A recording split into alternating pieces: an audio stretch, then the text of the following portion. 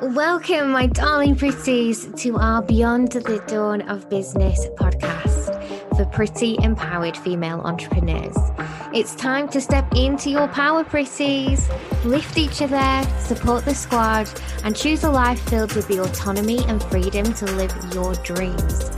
I'm your host, Dawn Beth, owner and founder of Beyond the Dawn digital business brand and agency. My coffee is hot and my eyelashes are on, so we are ready to go.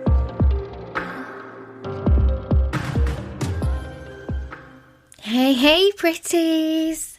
Welcome to this new episode. Today I want to answer a question I have been given about when you know how to outsource or when to know when to start considering taking on a team. And just to give you some insight, I am speaking to you right now in an area of time when I normally wouldn't be working.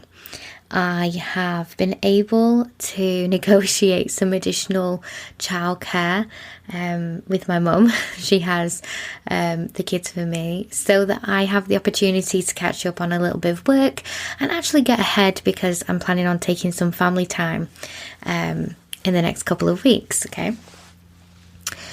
And I wasn't even meant to be recording a podcast today. I wasn't meant to be recording this right now. And I felt the urge to come and record and speak to you at the moment when my heart is absolutely full of joy due to my team, okay? Due to my team, because they're amazing.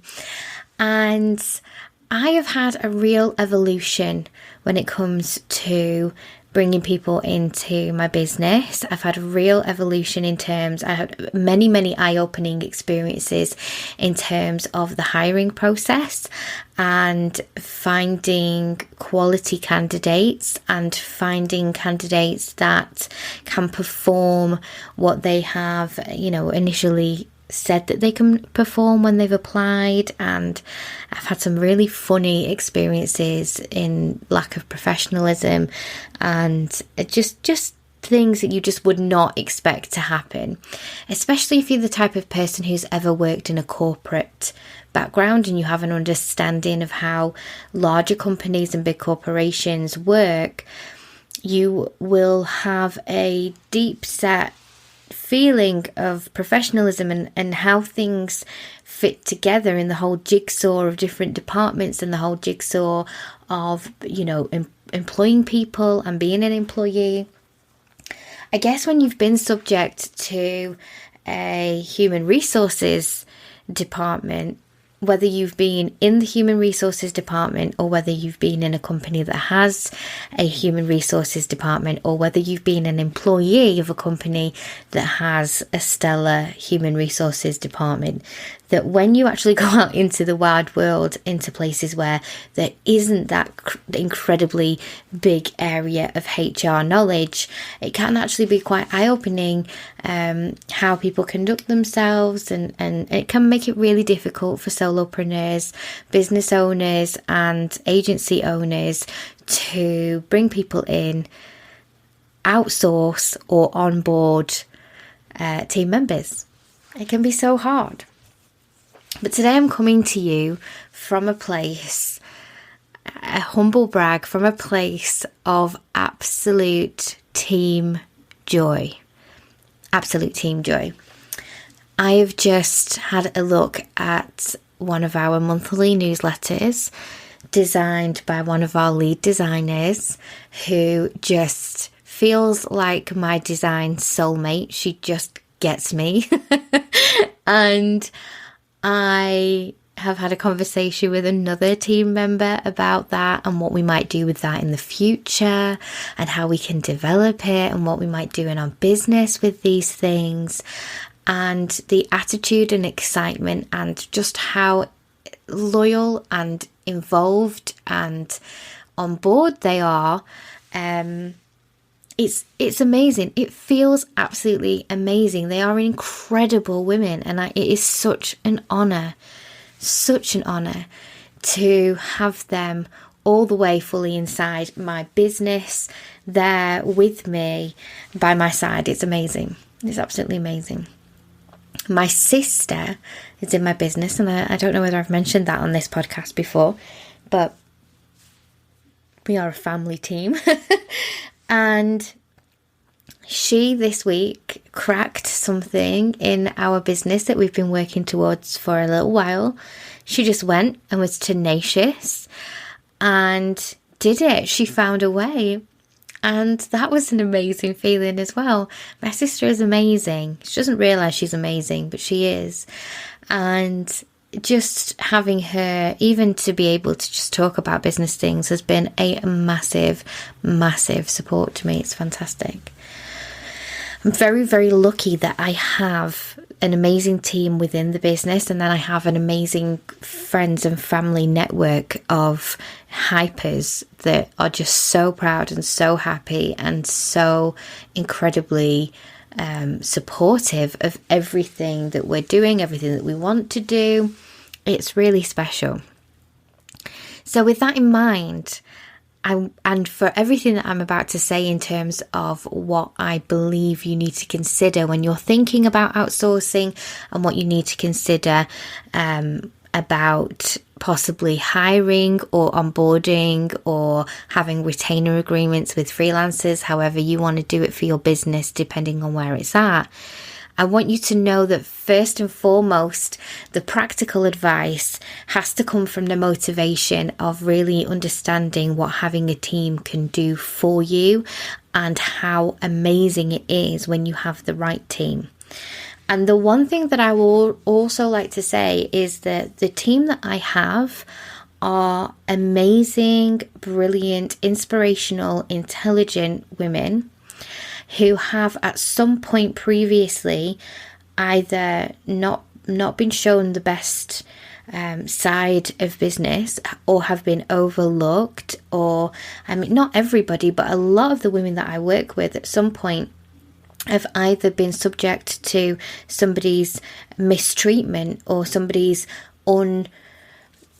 they haven't been able to recognise their potential, and that's exactly where I come from. That's exactly the feelings that I've previously had in times in my career. And it's so strange to me that when you put a bunch of women together the way we are together, how much of a force we are and how much we can do and what we can achieve together. And I really feel like it's that Pretty Woman moment where, you know, those shopkeepers say, no, I don't think you should shop here. I think you should leave. And she comes back and she says, big mistake, huge. There's a lot of people who have let these amazing women slip through their fingers, and I will not allow that to happen. I want to keep them forever. So when you're considering hiring or outsourcing, what I would suggest first and foremost is I would suggest considering what is it that you really want to achieve with that. Are you trying to outsource something that possibly isn't your area of genius? And if that's the case, then absolutely start thinking about it as soon as you possibly can. Because one of the things that holds us back occasionally can be the fact that we try to be all of the things.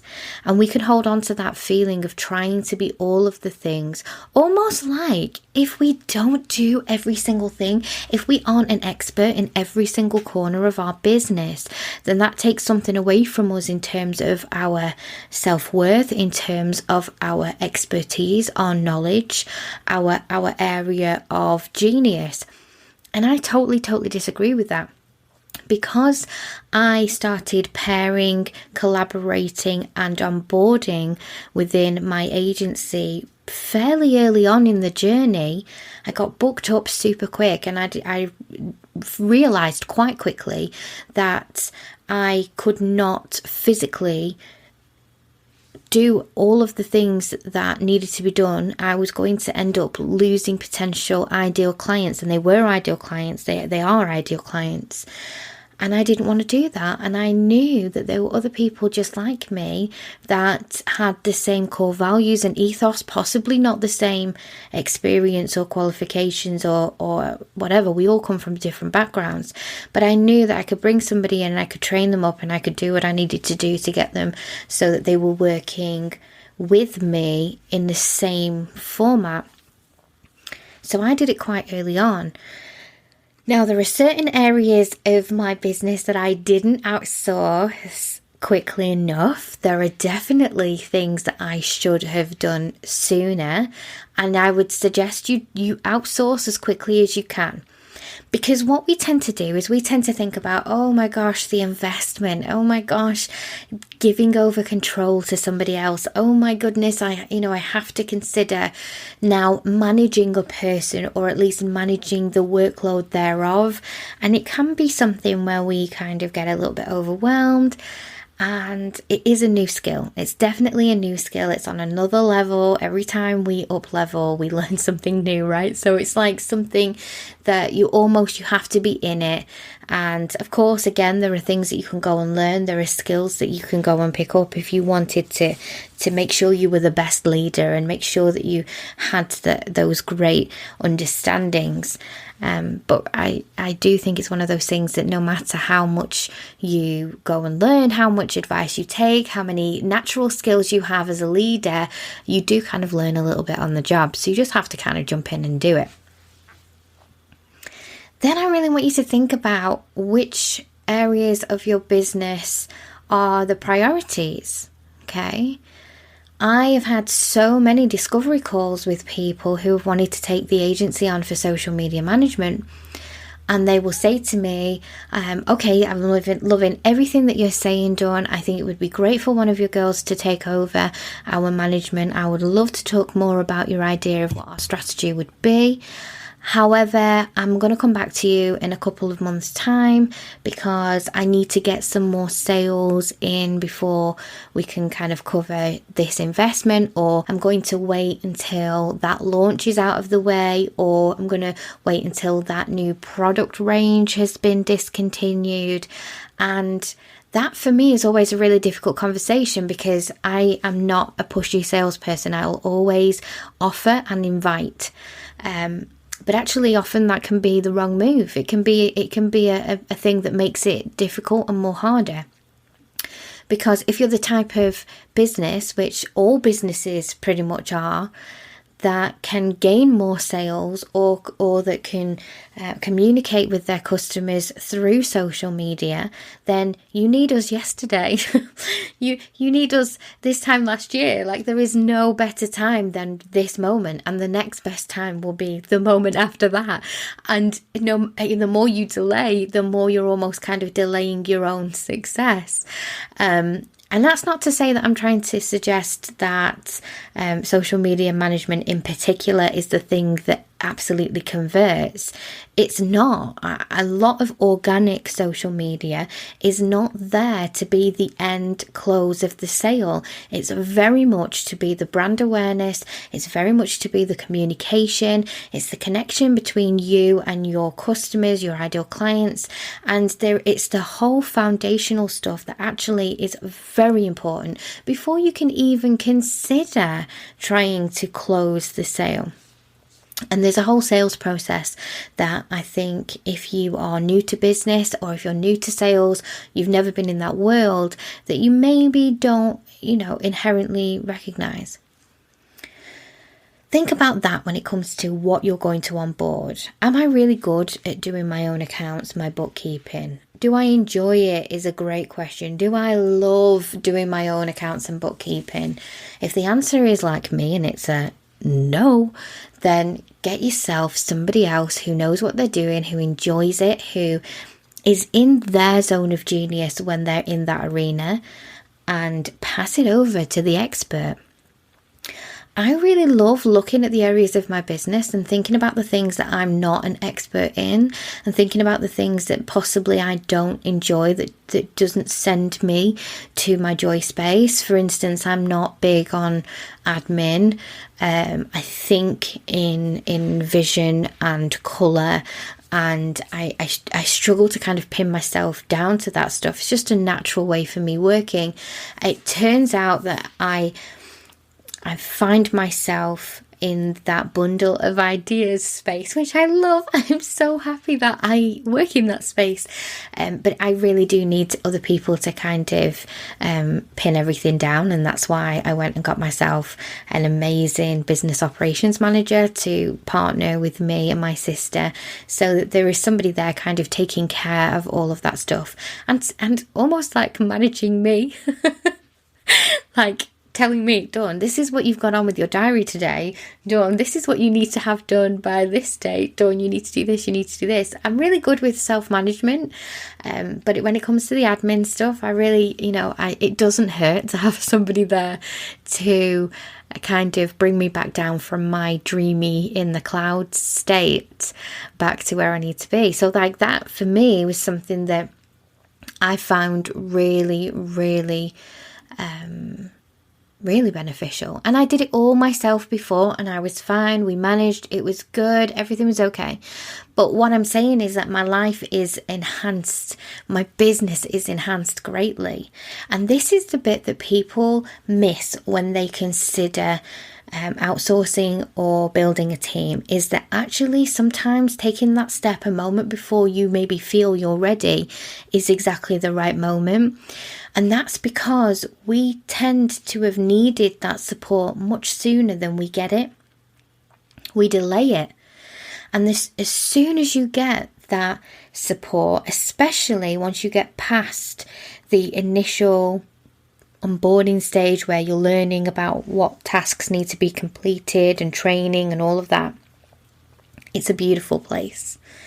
It's a really, really joyous space. So it's so joyous that I am really kind of trying to get ahead of my tasks this week. So much so that I have taken some time out to work when I would normally not be working, for the greater good of me having some more focused time together with my children at the right time when it's half term. But I've been able to switch out what I was doing right now to be able to come and quickly jump on and record this at a moment when it felt absolutely aligned to deliver this message right now, to give you an idea of what this is like.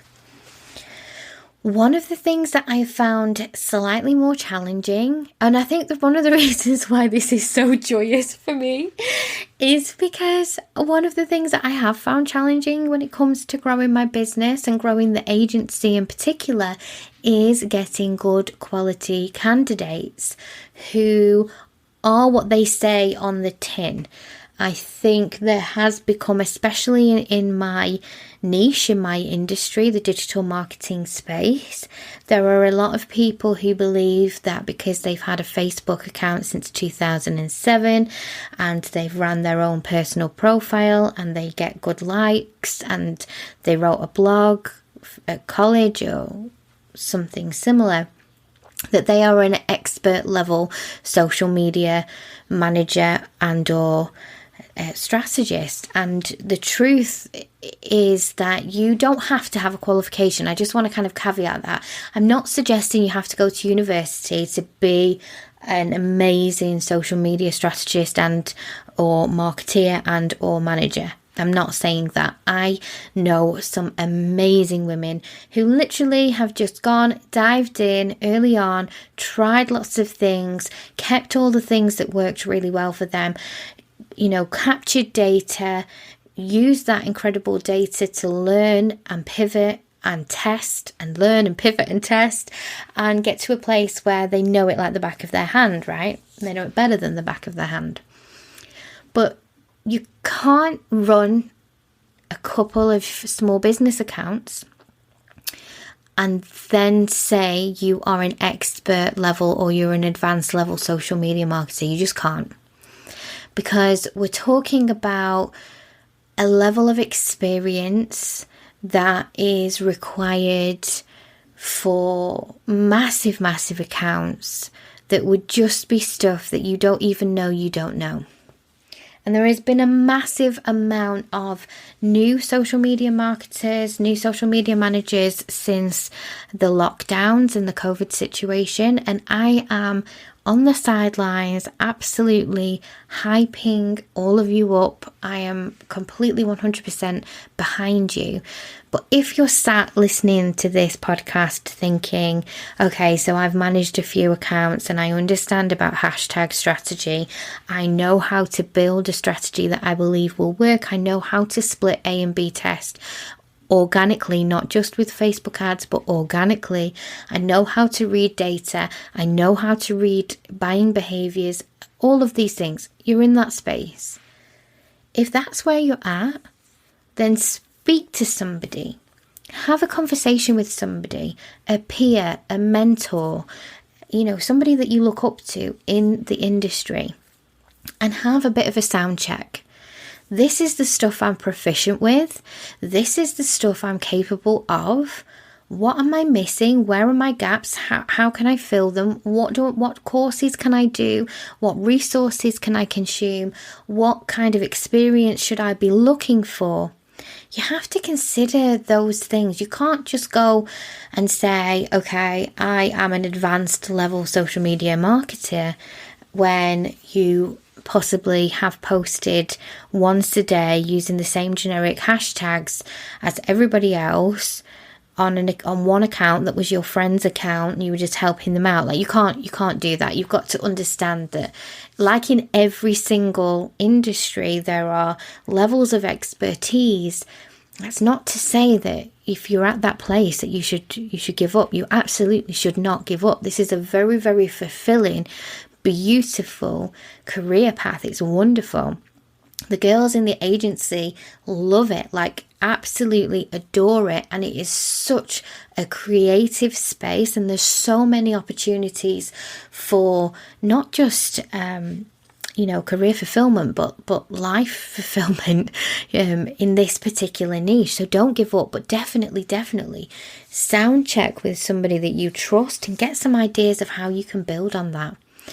Go into an agency like mine. We take on people who are at the lower level, and we train them in-house. We train people up so that you get that experience, you get that good knowledge, and you can also be earning money whilst you do so. And we have levels of that in-house, and that's one of the things that I absolutely truly enjoy, is being able to support people coming in at whatever level that they are at whatever level they believe they are at, and we get them there. We get them to that point.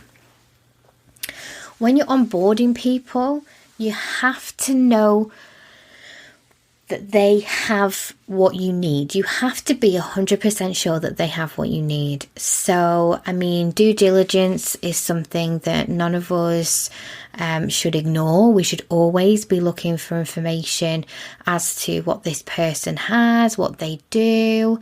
One thing I will say is that I have taken offence before to people requesting information about clients. We sign more non-disclosure agreements in the agency than I would care to admit, and I do not go shouting about who our clients are in the agency unless the client is happy for people to know that we've been hired. We do obviously have those as well, but if somebody comes to me and says, oh, I want a list of accounts that you're working on, I'm never going to give that list. And the fact that you haven't looked into who we are and what we do, our testimonials, our social proof, or any of those things that are readily publicly available, you're proving to me that we might not be a good fit, because I want somebody who really knows who it is that they're trying to hire. Somebody who's gone and checked around a lot of places and has figured out that we're the best. You have to do that yourself when you're hiring or outsourcing or onboarding. You have to have a good understanding of what that person has previously done, what kind of experience level they're at, also their personality type. Are you a good fit? Oh, are they going to fit in with the rest of the team? Attitude is everything, absolutely everything. I will take a good attitude over hyper experience any day of the week, because even if somebody comes from one of the biggest marketing firms in Manchester or London or LA or New York or any of these kind of like standout places where you would assume people with a lot of great experience would come from, if they have a crummy attitude, it's just not going to work. You're not going to be able to reach them on a level that works for you or them, and it's just a massive waste of time. Social media is one of those places. There's a lot of ego. So when we have done digital business services, we've done social media services, we've done design, we have to be really careful about that when we onboard. We have to get people who actually have the heart, have the soul for it, that have the great attitude and the great outlook on life. And that's really super, super important. So think about that when you're hiring people, not necessarily going off my ideals, because those are just my ideals, but your ideals. What are your ideals? Maybe you want somebody with massive ego. Maybe that's something that works for you, but be aware of that and make sure that you tick that box, and that the attitude, whatever attitude it is that you want them to have, is right for the skill set that you're going to require from them, for the task list that you're going to give them over. You might want somebody who has, or a massive audacity. The audacity! You might want somebody like that if they're going into a high pressure sales or investment arena. It depends. The vibe is different in every niche. But you will know yourself what you want, and that's what you need to look for. Something that's aligned. Something that really works for you. I think the hardest thing about outsourcing or onboarding is having difficult conversations, and also just when you do get it wrong. And I have got it wrong. I have got it wrong in the past, and it has been difficult. And I think you have to be aware of that before you do it, and you have to be prepared that sometimes there's going to be a slightly more difficult situation. You're going to have to handle it. And I promise you that if you just give yourself the self-belief that what you need from somebody and what you want to achieve is possible, have an open mind to listen to an expert. Like if I'm onboarding somebody, or if I'm outsourcing something within our business and it's something that I'm not the expert in, I'm going to listen to that expert, because there's absolutely no point in me hiring somebody to help me with an area or an arena that I am not familiar with or I'm not the best at, to hire an expert in that area and for me to tell them, no, that's not what I want, or that's not how this works. You do have to lean into that process a little bit. There is something to be said for trusting the expert that you've brought in. And that's why it's really important that you feel comfortable with the person and you feel like you have explored all of the options before you do so. You really want to consider what it is you want to achieve from it and be really, really clear. This is what I want. This is what I'm looking for. Is this something you can do? Is this something that's achievable?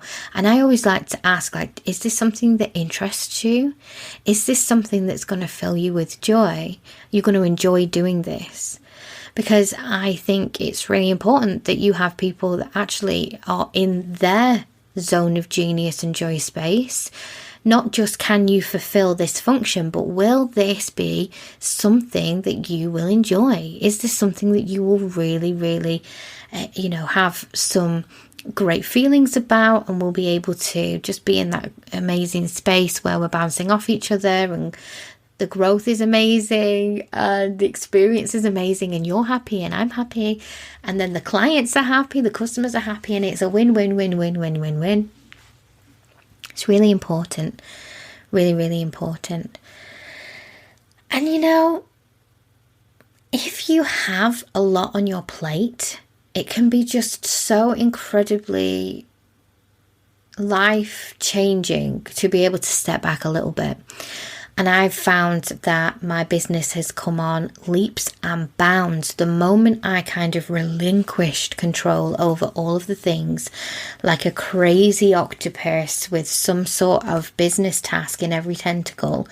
I can put that down and I can just think about the things that I need to think about. I can be the CEO or the MD or whatever you want to call me of my own business. I can be the ideas guy, and I don't have to be bogged down with all of the different tasks. No one's bogged down. Everybody's in their area of genius. Everybody's spinning the plate they need to spin, and we are a well-oiled machine. And that's something that I found really, really beneficial for me. I really found that to be fabulous. And there's been a lot of growth within my company since I did that, since I stepped back and did that. So if you're busy and you're constantly, chained to your Mac or your laptop or your iPad or your phone, and there is just too much to do, or you have an area in your business where it isn't your exact zone of genius, then that's the time. That's the time to consider. Make really educated decisions, speak to people, get an idea of their expertise and their qualifications and their attitude and their personality, and see who works. You can always take people on small contracts. You don't have to fully give yourself 2 years worth of contractual agreements. You absolutely can just test things out. Give it a go. Give it a trial. Loads of outsourcing freelancers will allow you to have contracts that are 3 months or less. 3 months is a nice amount of time to give something a proper go. So see what people say and go out there and give it a try. Put some money behind it and see what happens. It is an area of collaboration. It is something that needs to be worked on together. As soon as you bring another person into your space, there are a few things that you need to consider, like anything within your business that is confidential, who needs to know what, who doesn't need to know everything, how you're going to conduct your communication between you and your team. But these are all things that come after that initial step of outsourcing. I once thought that outsourcing would be incredibly expensive. It would be something that was the type of investment that you would only make once you were successful, whatever successful means. And actually, as soon as I started investing in other people, my business financially grew more than I could have ever imagined. And it is not a coincidence that we are able to do more, we are able to perform more, we are able to help more people, we show up in more places. It's not a coincidence. It absolutely is a conscious choice that once we made it on both the agency side of things and inside the general umbrella brand, that actually everything just keeps getting better. So the main advice is do it. Outsource, onboard, do it. Do it sooner than you think, and just go for it and give it a try, because I really do believe that there are learnings and benefits to just getting in the pool and seeing what the temperature of the water is, so that you can decide what's best for you going forward. That is it for this session. I'm smiling from ear to ear and full of joy recording this for you pretties. I hope you've enjoyed it, and I'll speak to you again soon. If you're loving our Pretty podcast, come on over to Social Pretties, our online safe house and sisterhood community. It's a safe space where female entrepreneurs connect and thrive in a warm, welcoming fold of pretty amazing women. You'll find an easy redirect in the description, and I can't wait to see you in there. And depending on where you're listening right now, we would love it if you would click subscribe or follow, so that you can be the first to know when our new podcasts come out.